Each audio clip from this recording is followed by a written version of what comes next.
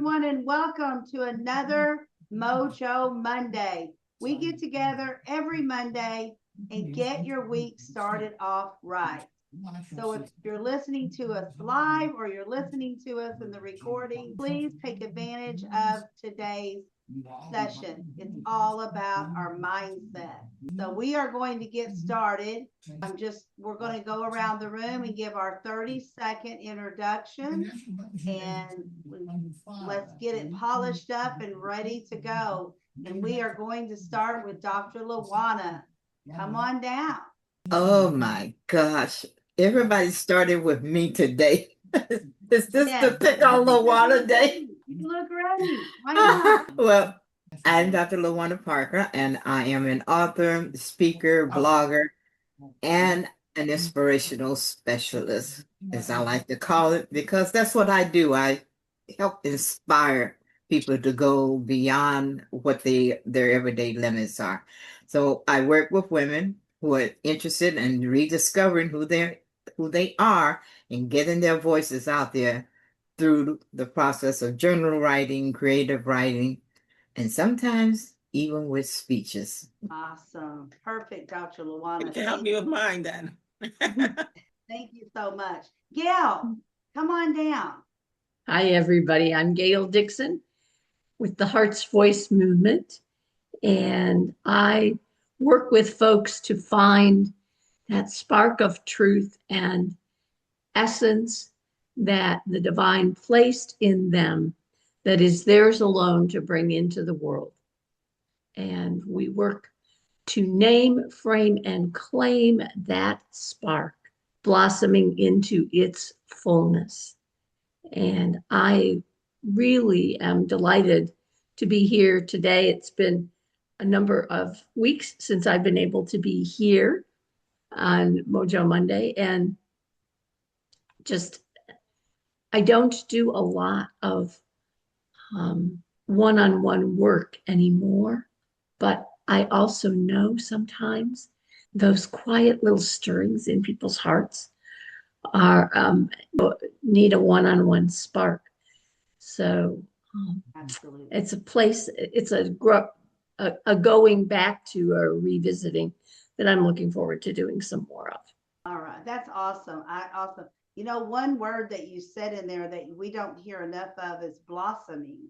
We should use that word more often, blossoming. Alicia, come on down. Thank you, Dr. LaDonna. Yeah, and Gail, we missed you. Yes. I missed you, so I'm Thank glad you. you're here.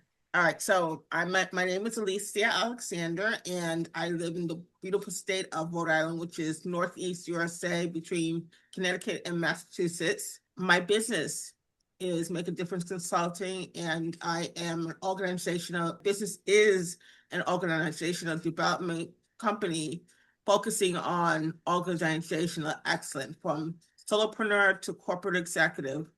Our services are designed to help you treat your business relationships much better so that they will feel respected, appreciated, and valued by you. Lisa Alexander, Make a Difference Consulting. Awesome job. And I am Dr. LaDonna McAbee, and I'm here to help each and every person build their business to the level that they want and relax while doing it, because it's all about how you feel while you're exploring your needs and your wants in yourself and in your business. And with that said, I am going to go ahead and I am going to turn over the next 10-ish minutes over to Gail Dixon, and we are going to talk about mindset. Okay. So, sometimes we think that we live our lives in our bodies and out in the world, but the truth is that we live most of our lives right up here in our minds, and our mindset is the engine and the crafter of the shape, size, feeling, and impact of what happens in our lives. And so here we are, and we're gearing up for what I hope is a lovely holiday season, coming to the end of what I trust was a successful year for all of you, and facing and planning for a coming year, which I hope will be even better. But the truth is that a new year and flipping a page on the calendar doesn't change anything unless we decide to change the mindset that we bring into it. So if there are places that haven't gone as you'd like them to go this year, exploring a way to shift the mindset associated with those things is what will help you make a change. Mindset is the internal lens, if you will, about how we interpret challenges. And we like to think about mindset in broad categories. One is a fixed mindset, and the other is a growth mindset. And think about the fixed mindset says, we've always done it this way. This always happens. This never happens. This is who I am. It won't change. No matter what I do, the outcome is preordained. Whereas the growth mindset says, this is who I am and how it is today, but I can strengthen and expand, and things can be different tomorrow if I make the shifts that are required. And mindset drives our behavior, and it's our behavior that drives our outcomes. So think about, are there ways that you can think of that your mindset either really spurred you to wonderful things or that it got in the way for you, or places where you've had mindset blocks? Anybody? Just speak up. We're a small group. Dr. LaDonna, what do you think about that? I was just trying to think about some mindset blocks. Mine was biggie when I think about it now because it stopped me from doing what I wanted, and that was writing. I wanted to. I think I've wanted to write since the first time I learned how to read a book, and the first time I voiced that, I got negatives, and it seemed like I was always getting negatives, and I allowed those to not just internalize them from others, but I created my own by saying things like, well, they're right. I don't know this. I haven't trained for that. So I made it even worse. And look at you now. When you gave yourself permission to ignore all those naysayers and do it because it was time and you wanted it in your life, now you have published your first romance novel. Now we can't stop you from writing. And isn't that a wonderful thing? So, that there's aspect. And I think sometimes it's like when we get into habits of thinking and telling ourselves this is the way something is, or this is how the world is working, we don't know how to shift mindset. So what I'm going to do is talk about 5 shifts that you can make in your mindset that might turn things more in the direction of success. So first, shift from perfection to progress. A fixed mindset says, if I can't do it perfectly, why do it? Where a growth mindset says, small, imperfect steps can build up to the right result. Or maybe this time it will be different. So the phrase for you to keep in your head about that is progress is proof. So you don't have to wait for perfection to have the proof of something. Progress is proof. A second shift is to shift from limiting stories to empowering narratives. So, Dr. LaDonna, you gave us a great example of the internal script you were running. I don't have anything to say. Nobody will listen to me. I'm not a writer, blah, blah, blah. Notice the internal scripts that you're running. And if there's one that's not helping you move forward, reframe I can't or I'm not into I can or I'm learning to. So twist that frame. Just because not yet doesn't mean not ever. A third shift is to shift from fear of failure to curiosity. Failure is just data. It's not a fact. It's an experience. And curiosity invites us to experimentation. And if we're curious about something and just experimenting or trying something out, it reduces the emotional stakes that stop us. You know, what might be possible if I made this attempt? What might be possible if I did it differently? Maybe there's a different way to think about it, to look at it.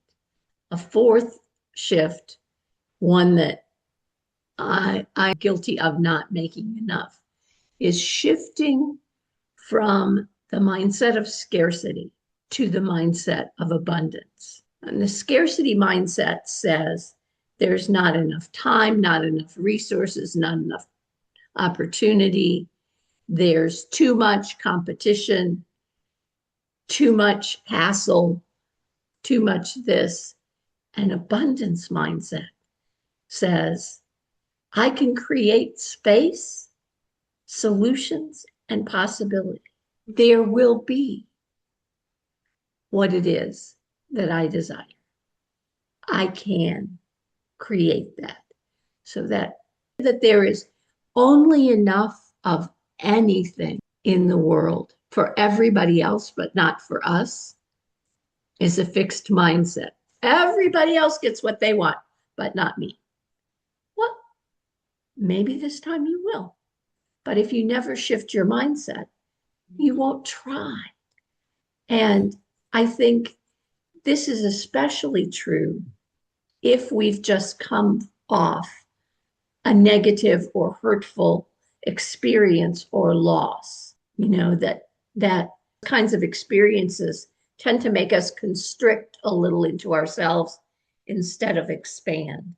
And so it is an exercise. It is a discipline to go to that growth mindset when the fixed mindset or the scarcity mindset feels a little safer.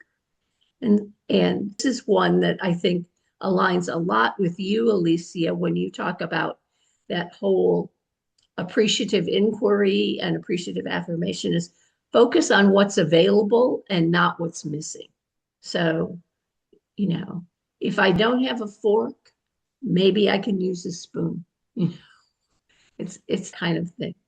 And then another one, big one, is just getting in touch with our own power and our personal agency. Shift from passive waiting to intentional action.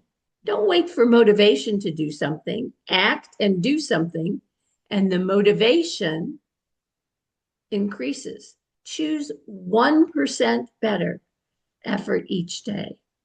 And consistency will always win out over intensity. I don't know if you've ever experienced this, but I know for me that if I, for example, if I have not exercised regularly, if it's been several days since I've done my exercise routine or worked with my trainer, and then I decide, okay, now I need to change something. So I'm going to push really hard and I'm going to do too much and push through. What happens? You know, then I end up overdoing, injuring myself, and spending more days not exercising. Or if I just said, I'm going to get back to it and I'm going to do what I can for the first day and then do a little more the day and a little more the next day, and I'll get back to where I was and then move on and grow from there. So as you think about where you want to go in 2026, just hard to believe that a quarter of this century, the quarter of the 2000s is done at 2025. Choose one shift that you'll commit to making for the first of the year. Is there a belief that you're ready to let go of, or a belief that you're ready to embrace that is more consistent with a growth mindset than a fixed mindset? Because I promise you, not just from my experience, but from the experience of many, many others, small shifts in thinking create big shifts in outcomes. Here's to your growth mindset for 2026. That was awesome. Wow. So much context in there. And you brought up so many different points, and it was like you were talking to me. It really it was just spinning. I'm like, how does she know? How did that happen? But it is fixed mindset and growth mindset is, Mhm. it's not just one person out there that needs to readjust their mindset. We all need to readjust our mindset often. Right. Often enough, we do it because we get stuck. Yeah, We sometimes don't several believe- times a day I need to fix my mindset. Yes, because Mhm. I know for me, it's like, especially when I was younger, it was like, well, when I was real young, like I didn't believe I could do certain things. And I was telling someone today, if my high school friends, high school people that went to school with me knew me now, they would never believe what I have accomplished, what I have done, and what I'm doing now. They would not believe it because I wasn't that girl that could stand up in front of people and speak well. It's just amazing how we change. But Yeah. guess how I did it was by my mindset. I set my mind that I'm going to do it, and I did it. And I have to do that, like you said, Gail, several times a day sometimes. Yeah. Oh, yes. So, Dr. LaWanna, I want to ask you, what did you think? Any questions? Any comments for Gail? I thought it was very enlightening, and in some ways, a little bit of what I will be talking about might encompass what you were saying. But the thing that caught my attention right off was when you spoke about the motivation, do it, and then the motivation will follow. I just read something that said that very same thing today, and I thought, okay, it's me. If I got something to do, go ahead and do it. Don't wait till I get motivated. Right. Right.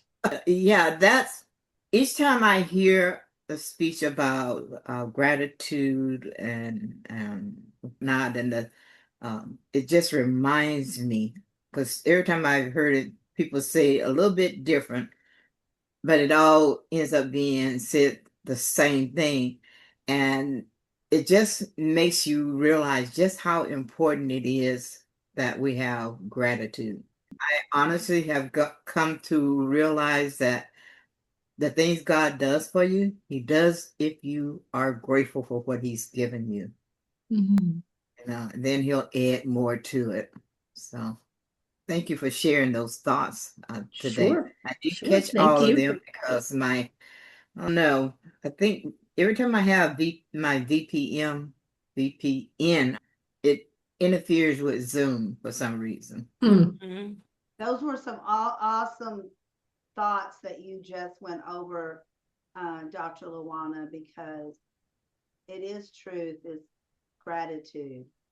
What a word. It is filled with so much, and we forget sometimes to be grateful. Absolutely. With that said, I want to go over to Alicia because I know she thoughts on this as well. Alicia, come on down. Okay. The last one in the I put two scriptures that are about thinking and what comes out of your mouth, because input is very important to the way we think, that sets our mindset. And so The first one is Psalm 19, verse 14. Let the words of my mouth and the meditation of my heart be acceptable in your sight, O Lord, my strength and my redeemer. So what you're meditating on, what you've allowed to enter your shapes your mindset. It goes into your heart and it affects how you act. So that's why in the New Testament, it says, finally, brethren, whatsoever things are true, whatsoever things are noble, whatsoever things are just, whatsoever things are pure, whatsoever things are lovely, whatsoever things are good report, if there's any virtue, and if there are anything praiseworthy, meditate on these things. So yeah, we're going to have words that are, things that pass through our minds that's not healthy, but what you choose to meditate on sets that mindset. And it's very important to think on those things like Philippians 4:8 says, I know for myself, I've learned over the years that strife, the ability to want to get revenge and have bad feelings about situations. That spirit of strife can cause your mindset to go real negative, So this I will something do, and I will feel that spirit of strife, and I'm like, you know what? Let me just shut my mouth because something's gonna come out of my mouth that I'm gonna like not feel happy about. I say regret because she may have done something that I wanted to say something about, but to feel negative, it's not necessary, and where my platform ascribes to changing stress-strained or toxic workplaces, we have to, as people, realize that we are leaders, even if we don't have the title of leaders, and we got to manage our emotions. We got to manage ourselves before we manage others, That's my experience. Absolutely. And of course, Alicia, you found something in the Bible that goes right along with everything we're talking about. That's amazing. Amazing. I had no idea that meditate was in the Bible. So see, I learned something tonight. I had no idea. So there we go. Any other questions, comments, anything you want to leave us with, Gail, that you haven't already said? No, but I that the little piece I put in the chat, which is Yeah, I see it. Energy flows where attention is directed. So we need that with the whole the last piece that scripture verse that Alicia said, the instruction is meditate on the things that are good and just and kind and all of that. And I think that that's the real place where we need to pay attention. Yes, so absolutely. When we are grateful, then our energy is flowing in the direction of a growth mindset because we are recognizing the abundance in our lives. Yes, absolutely. Gail, that was awesome. With that said, I'm going to turn over Mojo for the next 10-ish minutes over to Dr. LaDonna, and she's going to talk more about mindset and gratitude. Take it away, Dr. LaDonna. Thank you. My talk is a little bit different from what I originally planned. Funny, this question came to me. I was about to go to bed, and I remembered this question that a girl asked me one time, and I don't remember what answer I gave her, but I was thinking about it, and I thought I should share this with others because other people may have the same question. She wanted to know, why should she continue to write when it didn't seem like anybody cared, paid attention?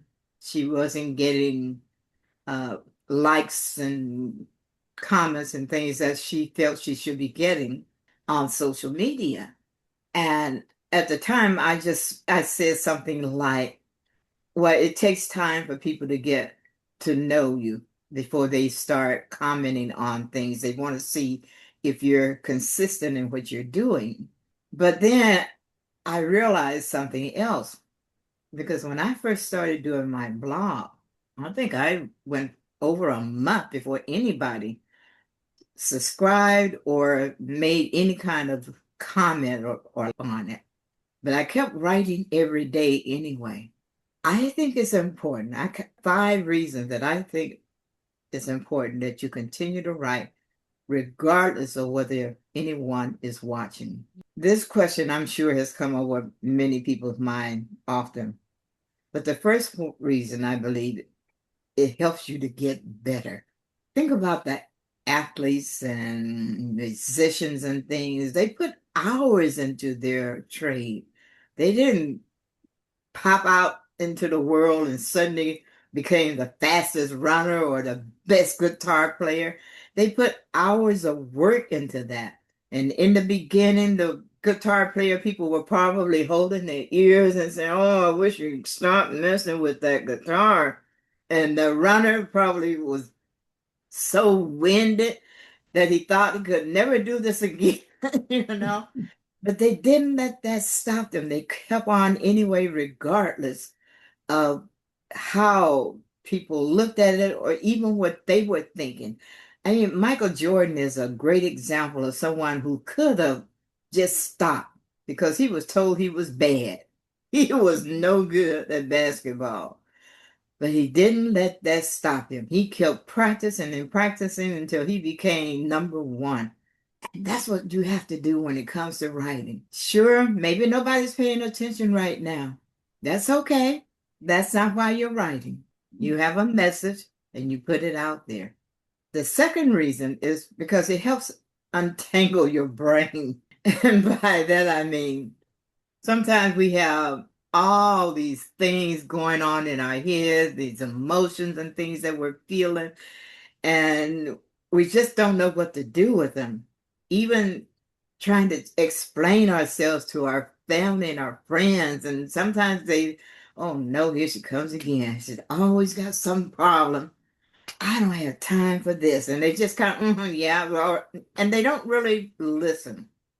But if you write it down, you can get clarity for yourself. You can have a better understanding of what's going on within yourself. And you can start discovering who you are just by putting words on paper. I think that in it alone is a big reward for you to be able to learn who you are and what it is you really want. The third reason I think is that you're writing for your future self. Okay. You are not the same person today that you were 10 years ago. And you will not be the same person 10 years from now that you are today. So if you put down and share who you are and what your desires, your dreams are, you have something to look back on, to refer to. Gail said that we have different dreams over the years, and that's true. I mean, there have been other things I wanted to do besides writing. Writing has been consistent, but I wanted to model, I wanted to dance, and I wanted to sing, and I wanted to act. I didn't have the kids. I used to get teased all the time because, in my day, it was a natural thing that Blacks could dance and sing. I think the Lord skipped over me because I was stiff as a board when it came to dancing. And my voice, I could start off on one key and end up on another, and they were both scratchy. I did not have it in me to do what I was supposed to be able to do. And it often made me feel kind of strange, you know? But you know what? I got to dance. I had to dance on stage, belly dancing at the Air Force Base. And they didn't care that I wasn't perfect. They just enjoyed the entertainment. I got to sing in the choir. I learned how to follow the person's voice and not mine. And as for acting, well, I got involved with a program where there are things that we have to say at that meeting every week, and I learned my lines very well. And modeling, I not only got the model, I had my own modeling shoe. So the dreams changed. Those things were things that the Lord allowed me to taste, but told me this isn't for you. The writing has always stayed. So the fourth now, what makes me excited about creativity when it comes to writing is because I was thinking about this, and this I hadn't thought of this before, but it made me think about God and how he must feel when he created us and he gave us the ability to think and whatnot and to do various things. And I realized that when I write a story and I start out with giving these characters thoughts, emotions, feelings, and things, and sometimes they take over and they tell me the direction they want to go in. Mhm. They forget that I'm to be the creator. And unfortunately, that's what we sometimes do with God. We go in our direction rather than listening to him. But it was exciting thinking about I am a creator, just like God, because I'm his daughter. So it's only natural that I should inherit his ability to create. We all can. And the fifth one, your words are like a message in a bottle. You don't know who might need your story someday. You don't know who may find your words someday. And it could be the thing that turns their lives around and makes it so much better. So your only job is to write it, to write whatever it is that you have, that thought, that message that you want to share with the world, so that the world can discover it on its own. You don't have to push it. The bottom line, it's easy to get discouraged when we worry about things like likes and views or sales. But if you stop writing because the audience isn't there yet, you are letting other people decide your worth. So I encourage you to be grateful for the gifts that God has given you. Because if He put that into your heart, sing it out there, shout it to the world, let everyone know that this is who you are, and put your messages out there. Write it because it clears your head, because it's fun to make things up, and because it proves you are here. So don't worry about the empty seats. Just enjoy the show. There you go. Wow. Wow. Enjoy the show. I love that. Enjoy the show. I'm going to use that more often. I've heard it a million times, but it fits in this situation. Mhm. Enjoy the show. I love that. Gail, what do you have to say or any questions? Well, I the idea of thinking about the way we are creating our lives as the way God created the world. It's the same kind of thing. We are creating our lives. And I'm thinking, with that temptation to give up when we're not perfect at something. And let's just think about what would have happened if God had given up. If God had given up when the worms were still in the ooze and never went on to creating humans, said, look what I've created here. This is just messy and mucky. And I don't think I'll create anything else because this isn't good. What would have happened if it had given up? As opposed to, well, we'll practice this and this is the next thing and the next thing and the next thing. And I happen to think God is still creating. We the Genesis story and we think about that basic making a there, the creation of the universe. But I think God is still creating. And I think God is creating through us. I think one of the reasons we are here is that we multiply the creative force that comes from God and from the divine and creating. And so in sense, I think we have a holy obligation to keep creating. You know, Jesus said to his disciples when they asked if he would be able to do the things that he did, and he said, "These and greater works will you do." And I Mhm. think he was not just talking about that time period, but what has happened in the world today. I mean, the things that we do today would be considered black magic probably back then. But yeah, it's amazing. Yeah. Absolutely, absolutely. It's awesome. Alicia, come on down. What did you think? Any I'm questions? enjoying this conversation. Mhm. I'm going to second that thought, Gail, about that we are creators for two reasons. John chapter 1, verse 1 to 3, we have, and Dr. Lawana, what you were saying about words. It says, in the beginning was the Word, and the Word was with God, and the Word was God. The same was in the beginning with God. Listen, all things were made by him, and without him was there not anything made that was made. In him was life, and the life was the light of men. And the light shineth in the darkness, and the darkness comprehended it not. Which is to say that I need to bring up this other point. I'm gonna enjoy this one. Okay, so be therefore followers of God as dear children, in walking love as Christ also had loved us and given himself for us as an offering and a sacrifice to God for a sweet smelling savor. So as God created, as he was the word in the beginning, we have words and we create through our words. And that's why he says, be like God, because he wants us to create. He's given us the ability to think and to speak his word to create. So it's right in line with it. It's just like, when you have the right mindset and you're thinking the good, you're practicing the ability to be like God.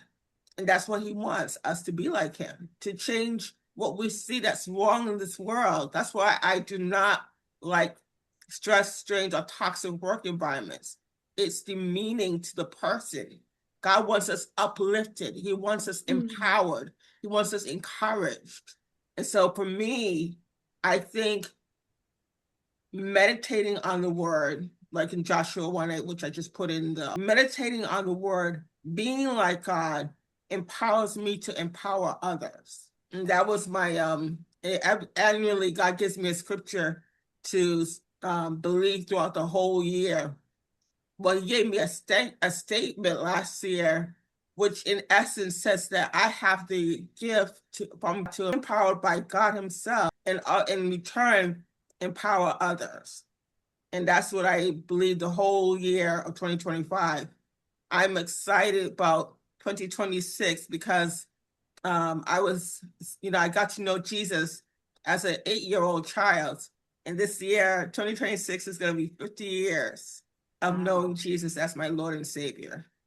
So that's powerful, Mhm.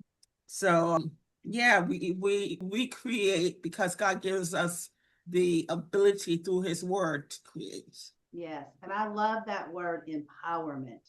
That's always been a word that has really always tickled my heart, because if we can learn to empower ourselves and each other and everyone around us, it would be a beautiful space. Mm-hmm. It would be a beautiful space just to have that encouragement built around that empowerment movement. So I agree 100%.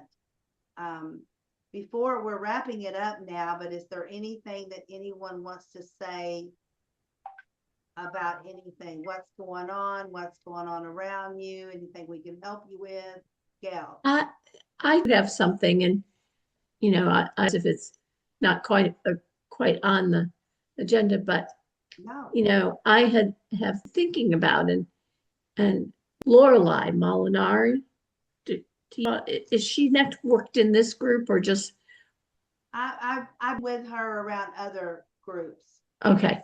Yeah. And I know in Dr. Patricia's group, Yes. and she has a particularly poignant post on Facebook today about her mental health struggles and why she's been kind of absent and out of the networking space for months. And as she's kind of rising up and out and to come back and looking forward to that. And I had not known the full background of her story. I knew she was a mental health specialist and she focused on that, but I didn't realize that some of the harrowing life experiences she'd had. And so it me really, as I was thinking about coming and networking today and thinking I had seen her in this group, just think, just wanting to hold her up and hold her in the light and reach a hand to her as she's trying to rise out of that darker space. You know, we've just begun Advent, which is the season of waiting in darkness for the coming of the light. And I feel like that's, you know, she's really now living out the Advent experience. So if we Yes. can bring her a little light and love, I think Yes. that would be a great thing. Yes, and wrap our arms around her and give her that strength that we have to help her. That's Yeah. awesome. Yes. Put her in our Dr. prayers. Yeah. Yeah. Absolutely. Dr. LaDonna, I have to say this. I love the background that you have today. You know why? Because what I see in it is the spoken word shattering that which is not pleasing to God and creating an element of beauty in the earth. That's what I see when I see the Wow, background I love that. Great. that you created. So I just wanted to say it's beautiful. I forgot to put mine up, but I wanted to put up the Thank you. holidays ones because that's where we are right now. So Yes, thank you Yeah. so much. yeah. Remember that on Wednesday, I have Ask LaDonna at 10 Mm. o'clock Central Time. You can come in and out. You don't have to stay the entire hour. I do this 1 hour per week so that if you do have something that you need to talk about, maybe you're in the middle of the road and you don't know which direction to go, your life or your business life, it doesn't matter, because as we know, they all come together. If you're not great at doing great over here, you're not going to do great over here. It just doesn't work that way, because our mental health just tells us that we have to think about what's going on over here all the time and over here. So remember, I'm there every Wednesday at 10 a.m. Central Time. Come in and out, ask all the questions you want. I'll give you answers. I'll help you find answers if I don't have them. But most of the time, I can help you get moving again. You know, get on with the right direction, one foot in front of the other. So keep that in mind. Also, keep in mind that I still have just a couple of seats left for the March 3rd event. It is an in-person event here in the Dallas area. One price pays all. It's not like you have to come and do your hotel, feed yourself, you know, and pay for the event. The cost includes everything. So it's going to be a 3 days of full excitement, pleasure. We're going to take care of you mentally and physically, and we're going to learn from each other. And everyone that attends has a speaking opportunity. So that was one of the questions. And yes, so if you would like to attend, great. Or maybe you know someone that would want to attend. If you're flying in, we will pick you up at the airport and return you to the airport when it's time. But otherwise, once you're here, you're in great hands. So remember that. I rented a house for us. It's a very large house on 10 acres out in the country of Texas. So it's going to be splendid for sure. So if you need information about that, let me know. Or if you know of someone. Like I said, I only have either 3 or 4 spots left. So I would love to get those done My goal is to have it filled by Christmas, and I think I'm going to do All it. right, you can do it. My goal. I Well, can do Dr. it. I can get those. The goal was at least 15 women. So I'm only 4 short. The house can hold 24. So if I go over 15, that's even better. So if you know of someone, I'm gonna say by faith, I am very interested in going. From the time you announced it, yes, I don't know how much it's gonna cost, but I'm willing to work we're going to hard get for you here. We're going to get you here, my friend. I will it. send you the packet. I know Dr. Lawana's thinking on it as well. I think, Gail, didn't you say that you're doing? I have a big event I'm responsible here Yes, that week, so yes. it's not So going to that, work for me. yeah, but maybe next time. I'll look forward to hearing all the success stories. Yes, and we will Yes. have plenty of those. All right. Have a beautiful rest of your evening. And I hope to see all of you on Wednesday, 10 a.m. And you can come in as you want. It doesn't have to be exactly 10. So don't worry if you're late. And CST, That would be Eastern time, would be 11 o'clock. Yes. Okay. Because I have a meeting from Christian Entrepreneur Club that begins 10, but that's 9 o'clock your time. So I just want Okay. to make sure I'm like it's with your, Yes, your Yes, time. sync those time zones. Yes, Yeah. those time zones. Well, all right. Thanks, David, everybody. Have a good Have a good night. night. Thank you for being here. Bye bye now. Bye. Bye.